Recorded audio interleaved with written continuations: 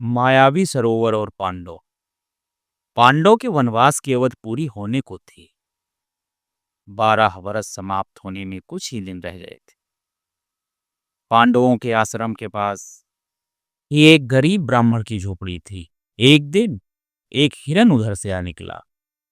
झोपड़ी के बाहर अरड़ी की लकड़ी टंगी थी। हिरन ने उस पर शरीर रगड़कर खुजली मिटा ली और चल पड़ा। जाते समय अरड़ी की लकड़ी उसके सींग में ही अटक गई। काठ के चौकोर टुकड़े और मथनी जैसी दूसरी लकड़ी से रगड़कर उन दिनों आग सुलगा लेते थे। इसको ही अरणी कहते थे। सींग में अरणी के अटक जाने से हिरन घबरा उठा और बड़ी तेजी से भागने लगा। यह देख ब्राह्मण चिल्लाने लगा और दौड़कर पांडवों के आश्रम में जाकर पुकार मचाई कि हमारी अरणी हिरन उठा ले गया है। अब मैं अग्निहोत्र के लिए अग्नि कैसे उत्पन्न करूंगा। ब्राह्मण पर तरस खाकर पांचों भाई हिरन का पीछा करने लगे। पांडव दौड़े तो बड़े वेग से, पर हिरन के पास ना पहुंच सके। हिरन कूदता छलांगे मारता हुआ भागा और पांडवों को लुभाकर जंगल में बड़ी दूर तक भटका ले गया। उनके देखते देखते अचानक आंखों से ओझल हो गया। पांचों भाई थक कर एक बरगद की छांव में बैठ गए। प्यास के मारे सबके मुंह सूख रहे थे, लेकिन सबको एक ही चिंता थी। नकुल ने बड़े उद्विग्न भाव से युधिष्ठिर से कहा, हमारे लिए यह कैसी लज्जा की बात है। इस ब्राह्मण का इतना सा भी काम हमसे ना हो सका। नकुल को व्यथित देखकर भीमसेन बोला, हमें तो उसी घड़ी उन पापियों का काम तमाम कर लेना चाहिए था, जबकि वे द्रौपदी को सभा के बीच घसीट रहे थे। लेकिन तब हम चुपचाप रहे। इसी का नतीजा है कि आज हमें ऐसे कष्ट झेलने पड़ रहे हैं। यह देखकर भीमसेन ने अर्जुन की ओर दुख भरी निगाह से देखा। अर्जुन बोल उठा, ठीक कहते हो भैया भी। उस समय तो उस सूत पुत्र की कठोर बातें सुनकर भी मैं कठपुतला सा खड़ा रह गया था। उसी के फलस्वरूप अब हमारी यह गति हो रही। युधिष्ठिर ने देखा कि थकावट और प्यास के कारण सबकी सहनशीलता जवाब दे रही है। उनसे कुछ कहते ना अपना। उनको भी असह्य प्यास सताए जा रही थी, पर उसे वह सहन करके शांति से नकुल से बोले, भैया जरा उस पेड़ पर चढ़कर देखो तो सही कि कहीं कोई जलाशय या नदी दिखाई दे रही है। नकुल ने पेड़ पर चढ़कर देखा और उतरकर कहा कि दूरी पर कुछ ऐसे पौधे दिखाई दे रहे हैं जो पानी के ही नजदीक उगते हैं। आसपास कुछ बगुले भी बैठे हैं। वहीं कहीं आसपास पानी अवश्य होना चाहिए। युधिष्ठिर ने कहा कि जाकर देखो और पानी मिले तो ले आओ। यह सुनकर नकुल तुरंत पानी लाने चल पड़ा। कुछ दूर चलने पर अनुमान के अनुसार नकुल को एक जलाशय मिला। वह बड़ा प्रसन्न हुआ। सोचा पहले तो अपनी प्यास बुझा लूं और फिर तरकस में पानी भरकर भाइयों के लिए ले जाऊंगा। यह सोचकर वह पानी में उतरा। पानी स्वच्छ था। उसने दोनों हाथों की अंजलि में पानी लिया और उसे पीना ही चाहता था कि इतने में एक आवाज आई, माद्री के पुत्र, तू साहस ना करो। यह जलाशय मेरे अधीन है। पहले मेरे प्रश्नों का उत्तर दो, फिर पानी दे। नकुल चौंक पड़ा, पर उसे प्यास इतनी तेज लगी थी कि उस पानी की परवाह न करके अंजलि में जल ले पानी पी लिया। पानी पीकर किनारे पर चढ़ते ही उसे कुछ चक्कर सा आया और वह गिर पड़ा।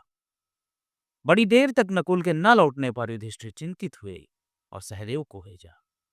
सहदेव जलाशय के नजदीक पहुंचा तो नकुल को जमीन पर पड़ा देखा। उसने सोचा कि हो ना हो किसी ने भाई को मार डाला है। और उसे भी प्यास इतनी तेज लगी थी कि वह ज्यादा कुछ सोच न सका। पानी पीने के लिए वह जलाशय में उतरा। वह पानी पीने को ही था कि पहले जैसी वाणी सुनाई दी, सहदेव यह मेरा जलाशय है। मेरे प्रश्नों का जवाब देने के बाद ही तो पानी पी सकते। सहदेव भी प्यास के मारे इतना व्याकुल हो रहा था कि उसने वाणी की चेतावनी पर ध्यान न देते हुए पानी पी लिया और किनारे पर चढ़ते चढ़ते अचेत होकर नकुल के पास गिर पड़ा। जब सहदेव भी बहुत देर तक ना लौटा तो युधिष्ठिर घबरा कर अर्जुन से बोले, अर्जुन दोनों भाई पानी लेने गए हैं, अब तक क्यों नहीं लौटे। जाकर देखो तो उनके साथ कोई दुर्घटना तो नहीं हो गई, और लौटते समय तरकस में पानी भी लेते आना। अर्जुन बड़ी तेजी से चला। तालाब के किनारे पर दोनों भाइयों को मृत देखा तो चौंक पड़ा। उसे अचरज हो रहा था और दुख। वह नहीं समझ पाया कि इनकी मृत्यु का कारण क्या है। यही सोचते हुए अर्जुन भी पानी पीने के लिए जलाशय में उतरा। कितने में वही वाणी सुनाई दी, अर्जुन, मेरे प्रश्नों का उत्तर देने के बाद ही प्यास बुझा सकते। यह तालाब मेरा है। बात ना मानोगे तो तुम्हारी भी वही गति होगी जो तुम्हारे इन भाइयों की हुई। अभिमानी अर्जुन ये सुनकर गुस्से से भा धनुष तान कर ललकारा, कौन हो तुम? सामने आकर कहो, नहीं तो यह लो, इन्हीं बाणों से तुम्हारे प्राण पखेरु उड़ा देता हूं।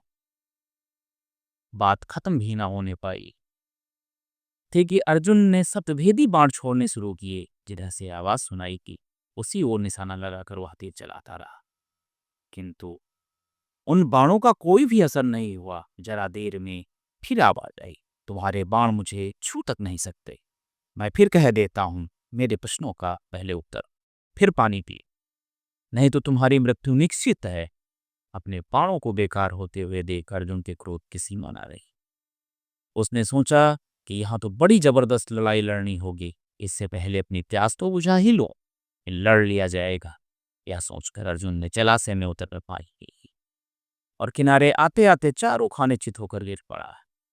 उधर तीन भाइयों की बाट जोहते जोहते युधिष्ठिर बड़े व्याकुल होते। भीमसेन से चिंतित स्वर में बोले, भीमसेन, देखो तो अर्जुन भी नहीं लौटा, जरा तुम ही जाकर तलाश करो, ये तीनों भाइयों को क्या हो गया है। लौटती बार पानी भर कर ला, या सही नहीं जा रहे, समय हमारे विपरीत ही मालूम होता है। जरा होशियारी से जाना भाई, तुम्हारा कल्याण। युधिष्ठिर की आज्ञा मानकर भीमसेन तेजी से जलाशय की ओर बढ़ा। तालाब के किनारे पर देखा कि तीनों भाई मरे पड़े हैं। देखकर भीमसेन का कलेजा टूट टूट होने लगा। सोचा, यह किसी यक्ष की करतूत मालूम होती है। जरा पानी पी लूं, फिर देखता हूं कौन ऐसा बली है जो मेरे रास्ते में आए। यह सोचकर भीमसेन तालाब में उतरना ही चाहता था। यह आवाज आई, भीमसेन, प्रश्नों का उत्तर दिए बिना पानी पीने का साहस ना करे। यदि मेरी बात ना मानोगे तो तुम्हारे भी अपने भाइयों जैसी गति होगी। मुझे रोकने वाला तू कौन होता है? कहता वह भीमसेन बेधड़क तालाब में उतर गई और पानी पी। पानी पीते ही और भाइयों की तरह वह भी वहीं ढेर हो गया। उधर युधिष्ठिर अकेले बैठे बैठे घबराने लगे। बड़े आश्चर्य की बात है कि कोई भी अब तक नहीं लौटा।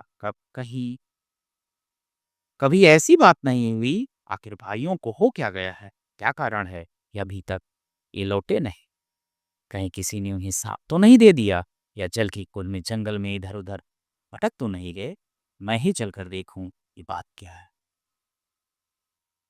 मन ही मन यह निश्चय करके युधिष्ठिर भाइयों को खोजते हुए जलाशय की ओर चल पड़े।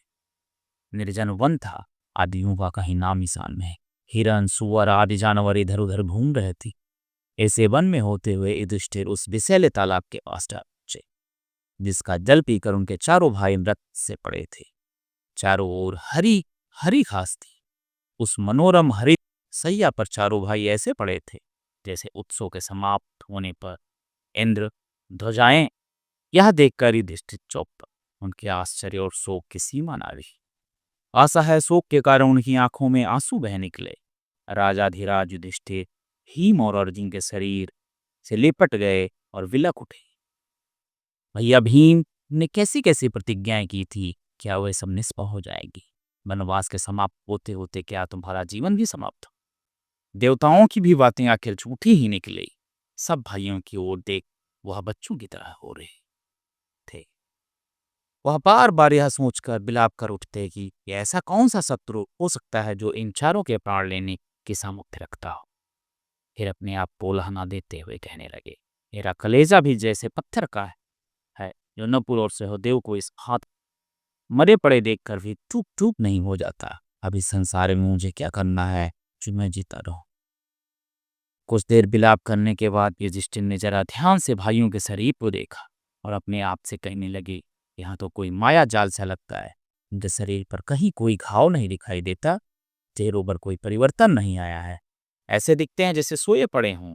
आसपास जमीन पर किसी शत्रु के पांव के निशान भी तो नहीं नजर आते हैं। हो सकता है यह भी दुर्योधन का ही कोई षड्यंत्र हो। संभव है पानी में पिस गया। सोचते सोचते युधिष्ठिर भी प्यास से प्रेरित होकर तालाब में उतरने लगे। इतने में वही माड़ी कुन्हा सुनाई थी, सावधान, तुम्हारे भाइयों ने मेरी बात को ना मान करके पानी किया था, तुम भी वही भूल करना चाहते हो। यह तालाब मेरे अधीन है, मेरे प्रश्नों के उत्तर दो और फिर तालाब में उतर कर प्यास बुझाओ। युधिष्ठिर ने ताड़ लिया कि कोई यक्ष बोल रहा है। उन्होंने बात मान ली और बोले, आप प्रश्न कर सकते हैं।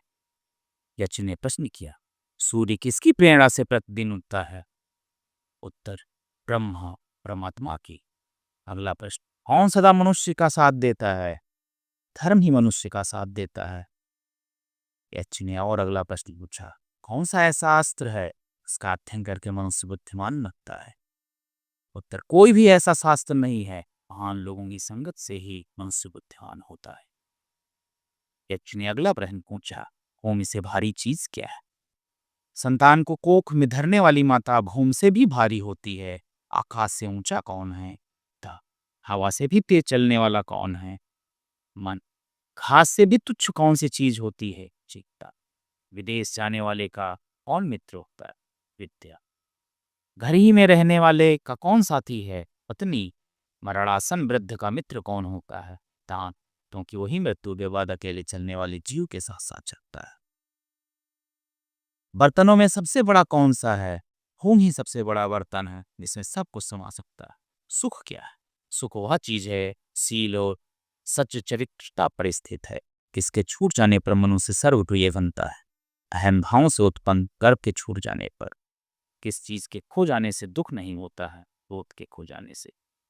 किस चीज को गंवाकर मनुष्य धनी बनता है? लालच को। युधिष्ठिर, निश्चित रूप से बताओ कि किसी का ब्राह्मण होना किस बात पर निर्भर करता है? उसके जन्म पर, विद्या पर या शील स्वभाव पर?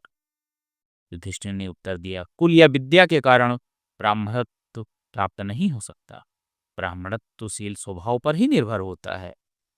जिसमें शील न हो वह ब्राह्मण नहीं हो सकता। जिसमें बुरे व्यसन हो वह चाहे जितना ही पढ़ा लिखा क्यों ना हो, ब्राह्मण नहीं कहला सकता।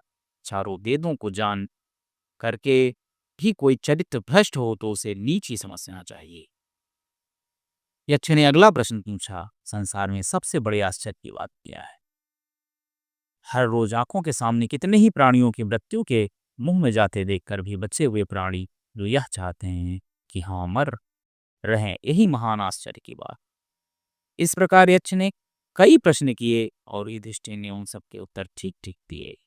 अंत में यक्ष बोला, राजन, मैं तुम्हारे मृत भाइयों में से एक को जिला सकता हूँ। तुम जिस किसी को भी जिलाना चाहो वह जीवित हो जाएगा। युधिष्ठिर ने पल भर सोचा कि कैसे जिलाऊं, और जरा देर रुककर बोले, जिसका रंग सांवला, आंखें कमल सी, छाती विशाल और बाहें लंबी लंबी हैं और जो तमाल के पेड़ सा गिरा पड़ा है, वह मेरा सबसे छोटा भाई नकुल जी उठे।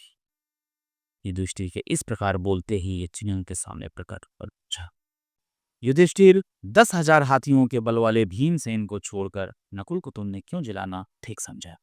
मैंने तो सुना था तुम भीम को ही ज्यादा स्नेह करते हो, और नहीं तो कम से कम अर्जुन को तो जिला ही लेते, जिसके रण कुशलता ही तुम्हारी रक्षा करती रही है। क्या कारण है इन दोनों भाइयों को छोड़कर नकुल को तुम जिलाना चाहते? युधिष्ठिर ने कहा, यक्षराज, मनुष्य की रक्षा ना भीम से होती है ना अर्जुन से। धर्म ही मनुष्य की रक्षा करता है, और विमुख होने पर धर्म ही से मनुष्य का नाश होता है। मैंने जो नकुल को जिलाना चाहा वह सिर्फ इस कारण कि मेरे पिता की 2 पत्नियों में से कुंती का एक पुत्र तो मैं बचाऊं। मैं चाहता हूं कि माद्री का भी एक पुत्र जी उठे, जिससे हिसाब बराबर हो जाए। अतः आप कृपा करके नकुल को जिला दें। पक्षपात से रहित मेरे प्यारे पुत्र, तुम्हारे चारों ही भाई जी उठे। यक्ष ने वर दिया। यह यक्ष कोई और नहीं, स्वयं धर्मदेव थे। उन्होंने ही धर्म का रूप धरकर पांडवों को जंगल में भटकाया था। उनकी इच्छा हुई कि अपने प्रिय पुत्र युधिष्ठिर को देखकर अपनी आंखें थपथपाइए और उसके गुणों और योग्यता की परीक्षा भी ले ले। उन्होंने युधिष्ठिर के सद्गुणों से मुक्त होकर वही छाती से लगाई और आशीर्वाद देते हुए कहा, 12 वर्ष के वनवास के अवधि होने में अब थोड़े ही दिन बाकी नहीं है। 12 मास जो तुम्हें अज्ञातवास करना है वो भी सफलता से पूरा हो जाएगा। तुम्हें और तुम्हारे भाइयों को कोई भी नहीं पहचान सकेगा। तुम अपनी प्रतिज्ञा सफलता के साथ पूरी करोगे। एक अनेक धर्म दे अंतर्ध्यान हो गए। दोस्तों, यदि कहानी पसंद आई हो तो हमारे चैनल को लाइक, सब्सक्राइब, शेयर करें और अपने विचारों को कमेंट बॉक्स में